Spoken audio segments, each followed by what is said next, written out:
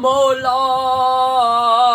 अजो को साईं आशिके रसूल आशिके हुसैन साईं कुर्बान अली सतो साईं जे घर में महबूब जी सलवात लख थी आ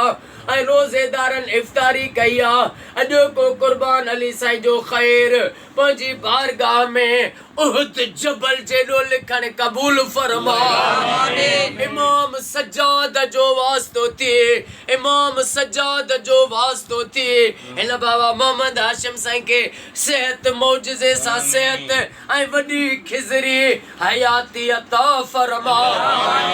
कुर्बान साईं के अम्मा मिठी के भेनरुनि के भाइरनि के मौला हर बीमारी ऐं मुश्किलात खां इमाम ज़ैनुल आबिदीन जो वास्तो थी बचा पनाह अता फरमा। ओ मौला हे घर ऐं घर वारा तुंहिंजे सामान हिननि जा क़यामत ताईं सजण साम्हूं कजा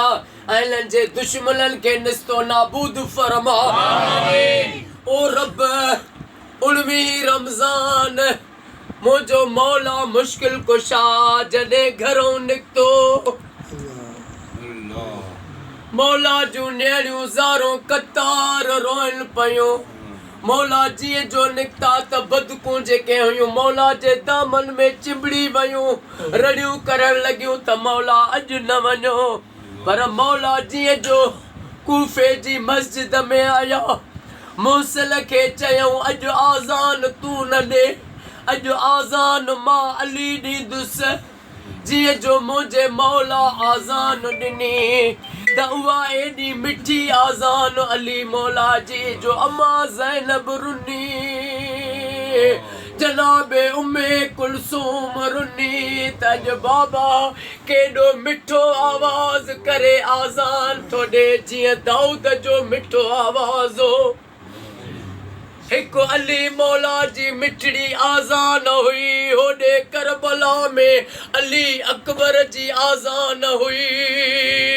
पर मौला ॿिन्ही आज़ानुनि में फ़र्क़ु इहो हो त अली पाणी पी करे आज़ान ॾिनी अकबर 3 ॾींहंनि जो प्यासो। ओ रब अली मौला जे मज़लूमियत जो वास्तो थी अली अकबर जो वास्तो थी जेको भी हुसैन जे लाइ अली जे लाइ अखियुनि मां ॻोढ़ा वाए उनखे ॿिन्ही जहाननि में इज़त अता फरमा। ओ मौला पर जेको सख़्त दिल मालिकनि जे लाइ न रोए त हू चवे पंहिंजी क़िस्मत खे